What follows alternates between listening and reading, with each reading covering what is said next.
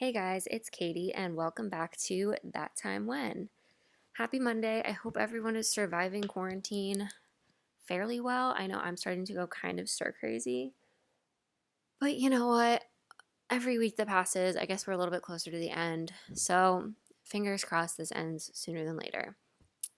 I realized in my first episode, I never even told you guys in real detail why I wanted to start a podcast and how this all started and what the name is about and everything. So I figured I would get into that before we kick off this story time.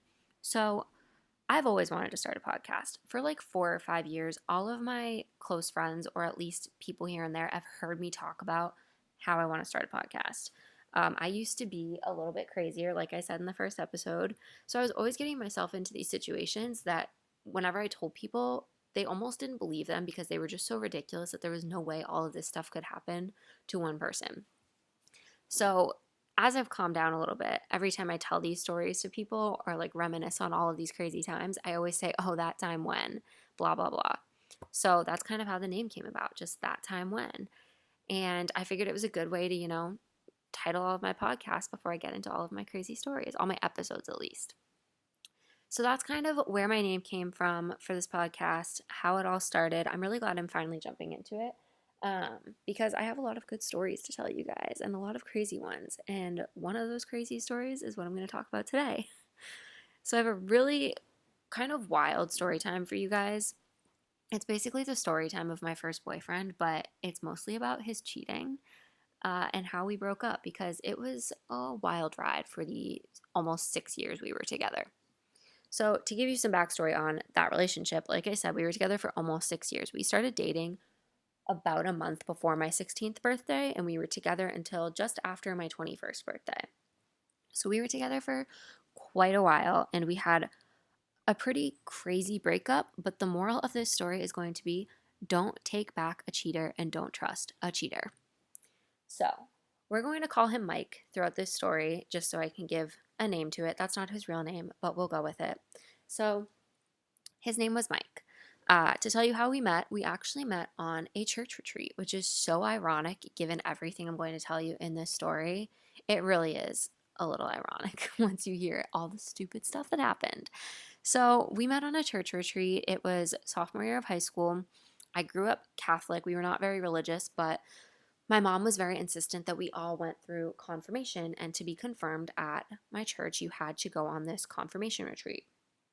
Now, luckily, a lot of my friends went to the same church, so the retreat was actually not that bad. It was pretty fun. It was just a group of my friends all getting together.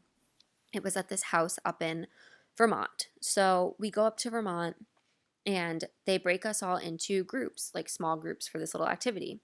And there's this boy in my group, and we all had to write nice things about everyone else in our groups on a piece of wood with their name on it. It was literally just like a little wooden, not a paddle, but like a piece of like a 2x4 almost. And you had to write nice things about everyone on their piece of wood. And he wrote something about how I was really kind on mine. And I was like, I've never even spoken to this guy before and we've never talked. But okay. Like I knew who he was. We were in the same grade, obviously, at my high school. And my high school was not that big. It was maybe 900 kids. And my grade was like a little over 200. So I knew who he was, but I had never spoken with him. The only thing I knew about him was that at a school dance the spring prior, so my freshman year of high school, two of my friends were fighting over him because he had kissed both of them at this dance. So should have been a warning sign, but I didn't even know the kids, so I didn't even think about it. But anyways, so we met at this church retreat. He's writing these nice things about me. He's hanging out with me. He's spending time with me. He keeps like sitting next to me. And then that night comes around and we all had to do this thing where you went out to the backyard of this house. This house was on top of a hill. They had a huge backyard. So everyone was supposed to go find their own space and just kind of lay in the grass and look at the stars and pray or something. I don't know, it was church. Maybe we were supposed to pray. But anyways, we were all supposed to be alone, but he went and sat with me and like held my hand and we just laid there and looked at the stars. It's so cheesy thinking back on it, and I'm not a cheesy person. But looking back, it was so cheesy. But anyways, we got back to school the next week. He was always like hanging out with me. We would hang out after school by the baseball field. There was like this picnic at my high school, picnic table, sorry, at my high school up on top of this hill by the baseball field. My school had an open campus. There was a lot of like outdoor space. And we would go like sit at this picnic table and hang out. And we exchanged AIM screen names because AOL Instant Messenger was the thing back then. That was how you talked to your friends. So we would talk on AIM after school. And then a couple of weeks later, it was Halloween, and there was a football game that night on Halloween because Halloween was on a Friday. And so we're at the high school varsity football game. I was in my cheerleading uniform. He was like dressed up in a costume, and he asked me to be his girlfriend. So there we go. I had my first boyfriend. I had literally never even had my first kiss, but I had my first boyfriend. I think I had my first kiss. It had to have been like a couple of days later. I had some friends over for a party, and we had a hot tub at my parents' house at the time, and we had our first kiss in the hot tub. If only my parents knew the stuff that was going on down there at that party. Sorry, mom and dad. But yeah, so we had our first kiss in my hot tub in my backyard. So that was that. I had a boyfriend. It was really great at first. It was like a very, I don't know what's the word, like innocent relationship, I guess you could say. Like it was very innocent and whatever. But that didn't last too long because first cheating story time. Here we go. So there was this girl named Becky. I'm not even going to change her name because her name literally was Becky, and we're just going to call her that because it's too good not to. So this bitch, Becky, was a grade younger than us. So she was a freshman. And one of my friends tipped me off that he had been sending her dick pics. So my boyfriend is sending this girl dick pics, and I'm like freshly 16 years old, like so innocent. And I'm like, you've got to be kidding me. So I confront him. He was like so apologetic. He felt so bad. He told me, oh my gosh, I'll never do anything again. I'm so sorry. I promise, yada, yada. So I'm upset, but I forgive him and I take him back. And this girl, Becky, became my enemy for the rest of high school. I cornered her in a bathroom one time and yelled at her. I would see her in Dunkin' Donuts before school all the time getting coffee, and I would shoot her death stares. I was so mean to this girl, Becky. Like nothing that bad, but Becky was my enemy. So besides that, though, everything else was really good for the rest of high school. We were like runners up for class couple and the senior superlatives. I was a cheerleader. He was a baseball captain. It was just such a stereotypical high school relationship. Like it couldn't have gotten any more basic than that. We would talk about getting married. It was just so basic, but it was good. Like aside from the Becky incident, like everything was fine. So then we graduate. I went on to college. I went to school in Boston, so I was only like 30 minutes from home. He did not go to college. He started working for my dad. My dad owns a plumbing company, so he started working for my dad and going to school to become a licensed plumber. So I would come home all the time and see him. We would still see each other every weekend, a couple times during the week, sometimes even. We were still seeing each other constantly, so our relationship was doing fine. And then he moved out of his parents' house and he got his first apartment all by himself. So he moves into his apartment. I help him get it all set up. We get everything decorated. And, everything's going good. We're kind of growing up. Like, I'm in college. He has his own place. Like, we're getting older. It's, we're starting to transition to like a more adult relationship, I guess you could say. But like, we're taking that next step, I guess. So this is like my freshman year of college. So everything's going fine. It's summertime now after my freshman year of college, and we are at my family's summer cottage. So he had been acting kind of weird. I felt like something had been up. He just wasn't acting like himself. So I decided to go through his phone. Now, I'm going to stop right here. Let me just give you a piece of advice really quickly.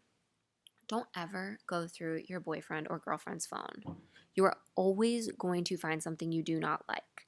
Always. Just don't do it. It's just going to screw up your trust, especially if you have a good relationship where they don't give you a reason to not trust them. Don't ever do it. Just don't. Like, something I have seriously learned since then, I have never been through my current boyfriend's phone. For the record, I really did learn my lesson all the times I did it in this relationship, as you'll see as the story goes on. But just please do me a favor and do not ever go through your significant other's phone. Have enough trust in each other to not do that. But anyways, I decided to go through his phone. So he's sleeping. We're literally at my family's summer house in bunk beds. Like, he's sleeping on the top bunk. I'm sleeping on the bottom bunk. And I take his little Motorola flip phone and I start going through his text messages. And I find text messages with these two girls, calling them babe, inviting them over. And I'm like, what the fuck is going on right now? So I take his phone, I get out of bed, I go outside, and I sit on the deck at 2 o'clock, 2:30 in the morning, and I call this girl. I literally called her. I think I called her from his phone So she picked up, she probably was thinking it was like a late night booty call, but she picks up the phone and I start going off on this girl. I'm like, why the hell is my boyfriend texting you, calling you babe? And she's like, what are you talking about? Blah, blah, blah. She's like denying the whole thing. But then finally she's like, I'm just asking her, I need to know what happened. Like, just tell me what happened. And she was like, I'm not going to tell you exactly what happened, but I will say if it was my boyfriend, I would break up with them.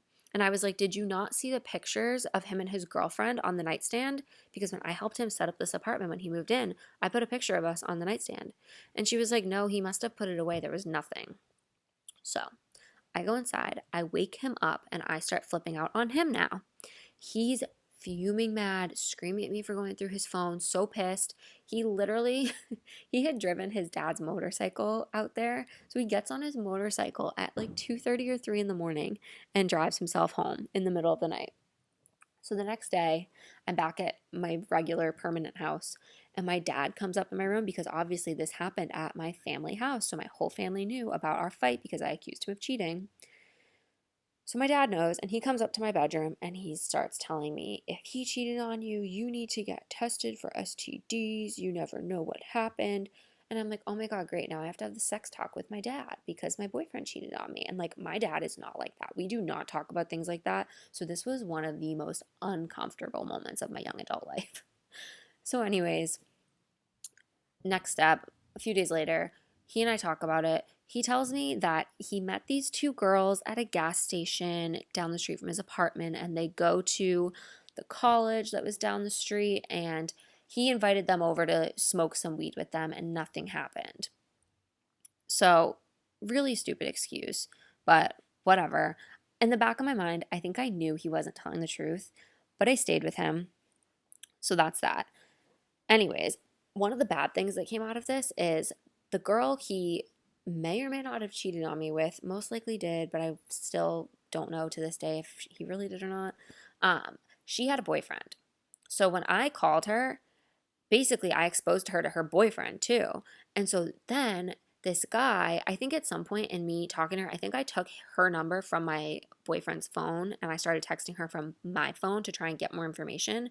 So now her boyfriend she cheated on has my phone number. And this guy was like calling me and harassing me, saying that I lied and why would I screw with other people's lives by making up a lie like that. But I mean, maybe your girlfriend and my boyfriend shouldn't have cheated. I don't know. So one day, me and Mike, we'll call him my boyfriend at the time, we were at a Red Sox baseball game and I got a phone call from this boyfriend and he started legit threatening me, like really going off on me and threatening me. And so I basically just threatened to give his phone number to the police and I never heard from him again after that. This guy pretty much left me alone. But anyways, going through my boyfriend's phone and exposing him as a cheater and exposing this random girl as a cheater basically got me threatened. So that was cool. But yeah, anyways, we moved on from that. We stayed together. We got past it, whatever. So now at this point, it's my sophomore year of college and he has moved into a new apartment with one of his friends. And this apartment is in the town next to the town that we grew up in. So he's still working for my dad. My dad was, paying him well. My dad bought him a truck. My dad treated him well, but my dad can be really difficult to work for. He can be a little bit tough. And because of that, I think it put a little bit of strain on our relationship because my boyfriend kind of started to resent my dad. And I think he started taking it out on me. So around the time he moved into this apartment was around the time he turned into a major asshole. So basically, he's living in this apartment with his friend, and they are selling a lot of drugs out of this apartment. They were selling weed.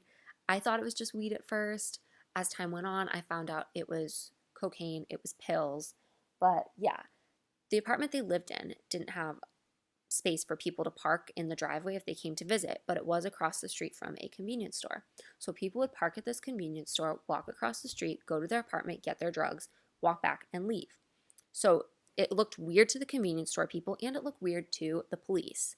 So the police in this town found out who was living there, found out that they were from the next town over, and told the police in our hometown what was going on. And those police tipped off my boyfriend's roommate's dad because they knew him.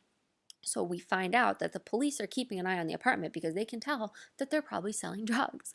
So every time I was in this apartment, I was always so paranoid that the cops were going to bust in and bust down the door. Like, we would be sitting on the couch and I was terrified. Now, keep in mind, I didn't really do any drugs. Like, I had smoked weed a few times, but I hated it. Like, I really did not do it that often. I think I had pretty much stopped after high school.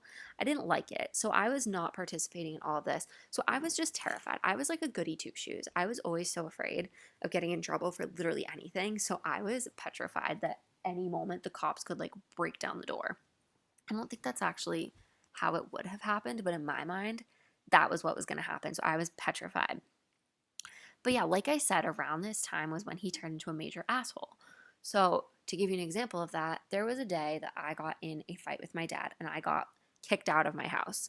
Now, when I say I got kicked out for like not even a day, but I got kicked out of my house and told to leave. So, I went to his apartment and I was so upset. I was in his room and I was crying, and he decided to invite his friends over. So, I stayed in his room because I was upset, and he's out in the living room, him and all of his little friends doing their drugs and doing whatever.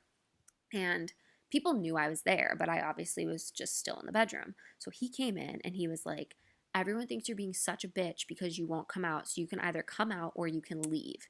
And I'm like, are you kidding right now? Like, you remember what just happened to me today, right? Like, why would you say that? He was like, either come out or leave. So I was like, fine, you know what? I'm going to leave. So it's nighttime, it is pouring rain, and it wasn't exactly the safest neighborhood they lived in. It wasn't that dangerous, but it wasn't the safest. So I was like, fine, I'm going to leave. So I walked out the door and I start walking home. And I'm thinking, he's going to come after me. He's going to pull up next to me in his truck. Like, he's going to stop me. But nope, never came after me, never stopped me. I walked home in the dark, in the rain, almost 2 hours home to my parents' house.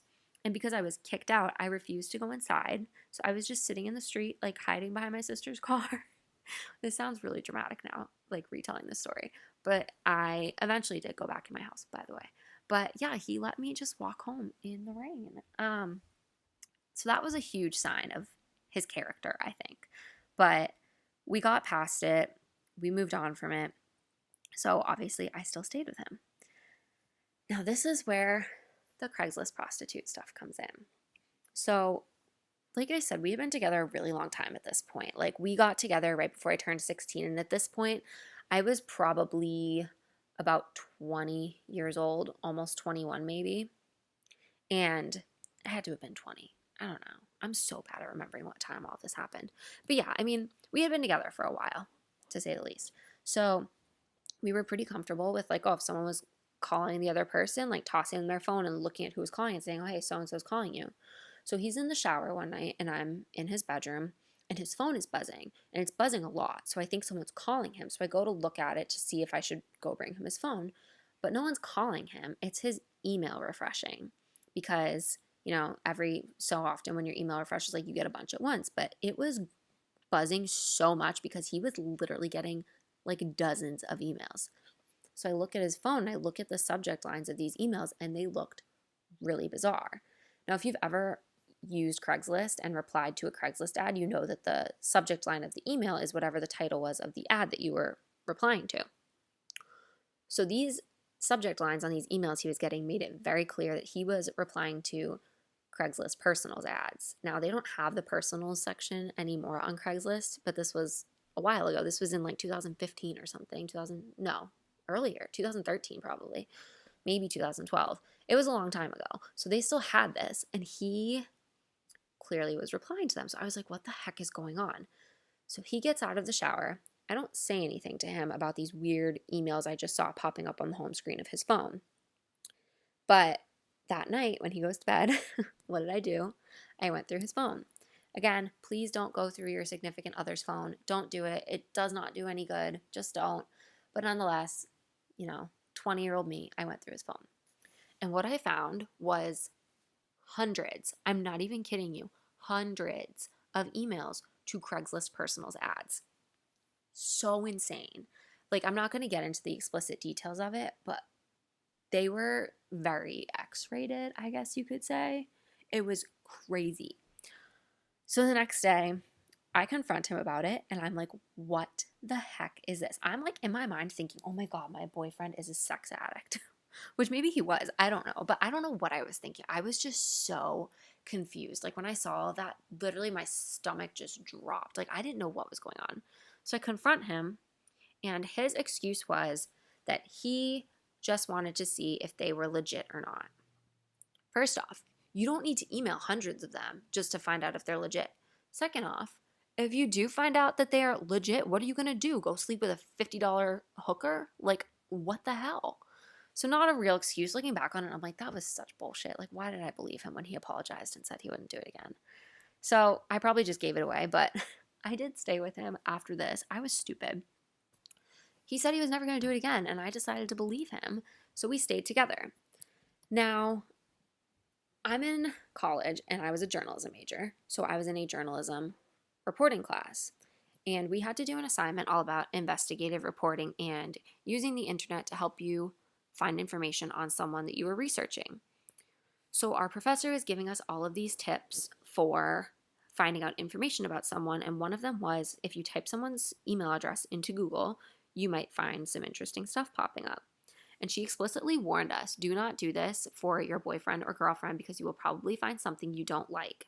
And she even said that she has had couples break up because of this assignment because they didn't listen to her. I should have listened to her. Obviously, I didn't. So I Googled my boyfriend's email address, and he pops up on this online predator website. And when I say he pops up on it, he took a selfie and sent it to one of these ads. So that selfie is on this website with his phone number, his email address, and the town he lives in. Now, this website was probably a scam. I learned that he probably replied to an ad that was a scam ad. And then once you end up on this website, they tell you if you pay them money, they'll take your page down, the page they put up of you. But that's really just a way to steal your money. But nonetheless, according to the internet, my boyfriend is an online predator. So I show him this, and he's like, oh my God, I need to pay the money. I need to take it down. And I was like, well, no, it's a scam. So you have to just deal with it. Like, this is a consequence of your actions. Like, that sucks to suck, but deal with it. And he, again, he's feeling really bad. He's telling me he's not going to do it again. He says he's sorry. He says that he has stopped already, that he hasn't done this anymore. So I believe him. Whatever. Now, on my laptop, I had a MacBook, and it saves your passwords. I mean, everyone probably has that at this point, the Apple keychain thing. It'll automatically fill in your password. And he had logged into his email on my computer a couple of times, so his password was saved on my computer. So I was still snooping on his email. I was checking it on my computer, and I saw he was still doing it. He was still replying to these ads. He was talking about like BDSM shit. He was saying all kinds of crazy stuff. So finally, I'm devastated at this point. I'm like, oh my God, my boyfriend is totally a sex addict. Like, clearly there were bigger issues than just being a sex addict. I mean, that's probably bad. I don't know. But whatever. So I confront him again, and I'm like, you haven't stopped. Like, this is still happening. What the hell are you doing? And this time, he flips the tables on me. He turns this whole thing around. How could I dare go through his phone? Why am I spying on him? That's such a breach of trust. I'm like, you know what's a breach of trust? Is you trying to get a $25 blowjob. But anyways, I digress. So, you probably guessed it. I stayed with him. We stayed together. I did not break up with him over this because I was a dumb bitch. We had honestly just been together for so long at this point. Like, we had been together for 5 years at this point that it was just comfortable. I mean, honestly, I was probably a little bit scared to leave him. Our lives were each other. Our lives were so intertwined at this point because I was young and I didn't understand boundaries and having my own space in a relationship. Our lives were just so interwoven that I was scared of what my life would be like without him because I hadn't built up my own life. I was so nervous. But also, those are just really important years in your life. And I think when you start dating someone at such a young age like I did and you stay together until you're, young adults, you change so much over those years and you grow so much and you learn so much that we just were such different people at this point, and we honestly should have broken up long before we ever did. But we didn't, so that was that. But that kind of leads me into how we did eventually break up. So it was probably a couple of months later, and his brother was moving to Texas, so he was going to go on a road trip from Massachusetts to Texas with his brother and his brother's friend and his friend. So he was going to be gone for a week. So I was like, okay, see you in a week. We'll talk while you're gone, but see you in a week. So he's gone for about 2 days and I haven't heard from him. I've been texting him, getting no response. So finally, a couple of days later, I text one of my friends and I'm like, hey, have you heard from Mike? And I won't say the name of the friend he's with, but she was like, oh yeah, they've both been texting me the whole time they've been gone. And I'm like, what the hell? And then I look on Instagram and Mike, my boyfriend, is posting pictures on Instagram. So I text him and I'm like, what the heck's going on? You can text and post on Instagram, but you can't text me back. And the line he gives back to me was, this isn't a vacation for me, it's a vacation from you. So I was like, all right. So I said, fine, when you get back on Tuesday, we need to talk. And he said, no, I'm not having a conversation on Tuesday. Whatever you have to say to me, you can just say now.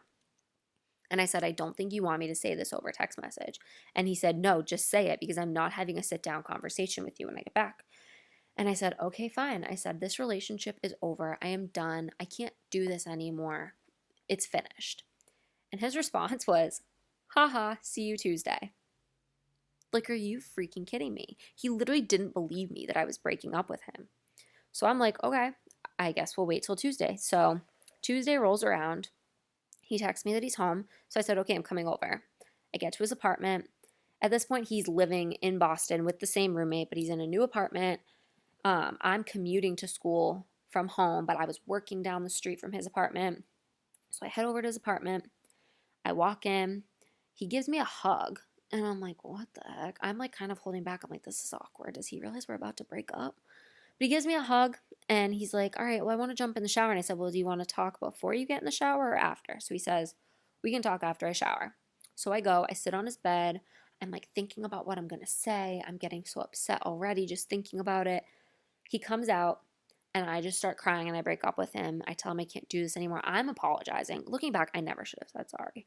But I was apologizing. I felt so awful. And he says to me, I was actually really excited to see you when I got back today. Like, okay, the same one who just said this was a vacation from me, you were excited to see me? Okay. But yeah, so anyways, we break up and we decided we would try to still be friends though.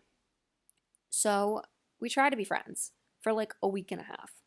A few days after we broke up, I was at my classes at school and he texted me asking me, hey, could you try to find tickets for me and my dad for Red Sox opening day?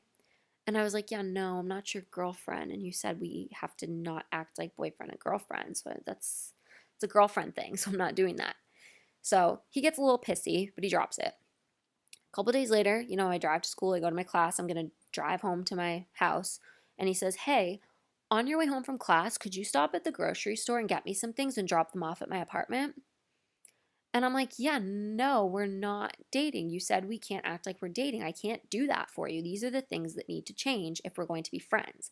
And he says, why do you have to be such a bitch? Like, okay, I'm literally just doing what you told me to do, but whatever. I'm a bitch. So whatever, we're still trying to be friends. I end up going over to him and his roommate's apartment because we had a lot of the same friends and everyone was hanging out. So I go over there. And it was a bad idea. This was kind of what set off our breakup. It was not a good idea to go over there. It was just so awkward and uncomfortable, and I should have known it would be. But, anyways, the next day I'm at my job. I was a cashier at a liquor store, and like I said, it was down the street from his apartment. It was like 5 minutes away. So I'm at my job, and he starts texting me all this crazy stuff. And I'm not going to repeat the things we said to each other because we both crossed a line in this conversation. But basically, things blew up. It really hit the fan. Like, we said some really personal, hurtful things to each other. And I said, all right, when I leave my shift, I'm coming to your apartment. I'm taking my shit and I'm leaving. And he says, okay, good. So I get there after work. I walk in. He's in his living room with his roommate and his friends. And I'm so angry because of the stuff he had said to me. So I'm yelling at him. And he's laughing at me. He's like thinking this is funny. He's just laughing. And of course, that's just fueling my anger. Like, it's pissing me off even more. It's like when someone tells you to calm down, you're going to do the opposite of calm down. It's basically what happened to me. So he's in the living room with his friends, and I go in his bedroom, and I start throwing my stuff into a bag. And I see the Red Sox jacket that I had bought for him for Christmas or his birthday or something the year before. And he had bought himself those opening day tickets that he originally asked me to buy, but I said no. So he was going to be going to opening day in a few days. And I was like, I'm going to take this jacket with me. So I shove it in my bag. I take all my stuff. I go out into the living room to leave. We have a few more words.